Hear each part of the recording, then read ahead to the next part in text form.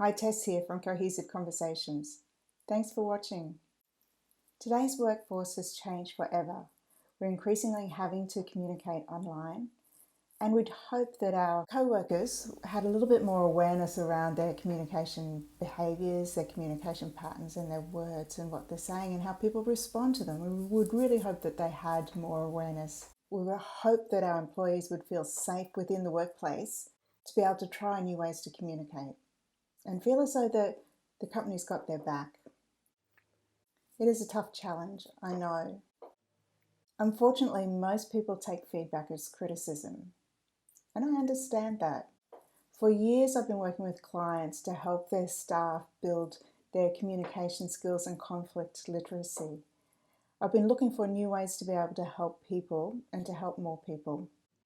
I'm really pleased and really excited to introduce you to my blog, The Trouble with Talking, where I take you through some of my favourite topics designed to help create awareness around communication patterns, behaviours and impacts. I've always wanted to share communication tips and insights, which originally led me to build my professional development portal that was solely focused on communication, where you can see interviews with some of the world's leading specialists on different topics, how to handle people who blame everybody else, all sorts of fantastic interviews. And thank you everyone for watching them. Now I'm really excited to add to the suite my personal blog. I'm really excited to add to the suite my blog, The Trouble with Talking, where I explore all facets of communication so that you can avoid communication mishaps and mayhem and build your message clarity and your professional credibility.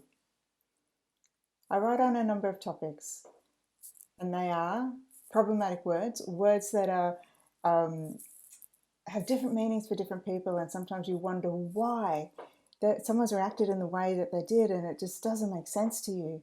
So I go through and unpack why some words are problematic. So these problematic words, I like to say, are the small words that lead to big communication issues.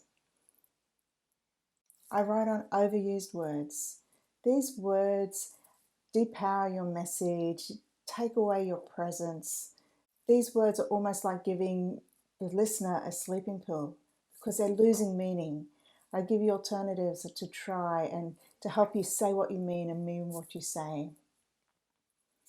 I write on one of my absolute favourite topics, which is developing your personal exit strategy. And some of you will know that I've released my first book this year on exit, called Exit, How to Professionally Exit a Dysfunctional Workplace Conversation. Everybody should have an exit strategy just in case they need it.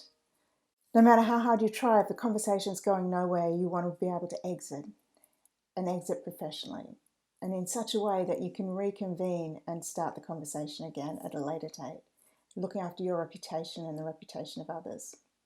I write on meeting people where they're at, meeting people in their zone. Often we come in at different places, different meetings, and we smack into someone else's headspace without taking a moment to think where they're at. We actually don't take a moment to think where we're at. We're going bang, bang, bang, meeting.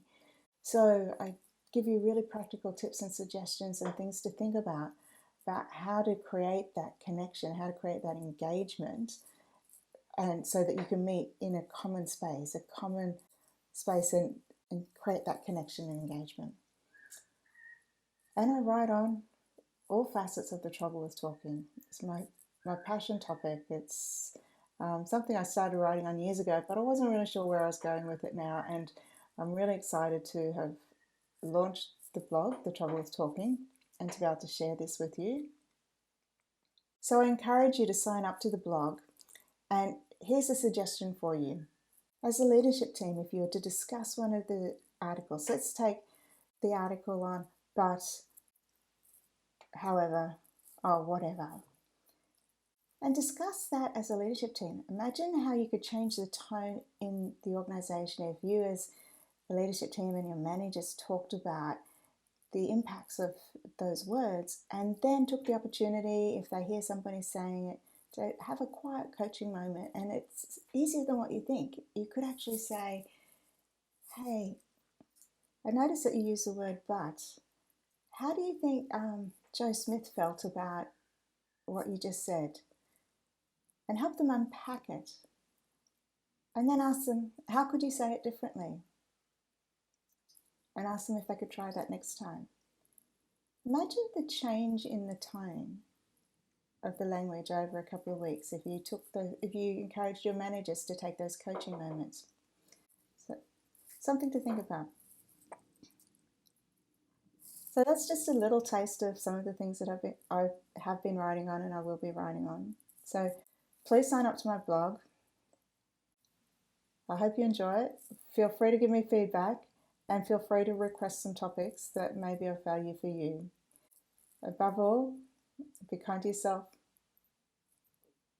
Catch you later.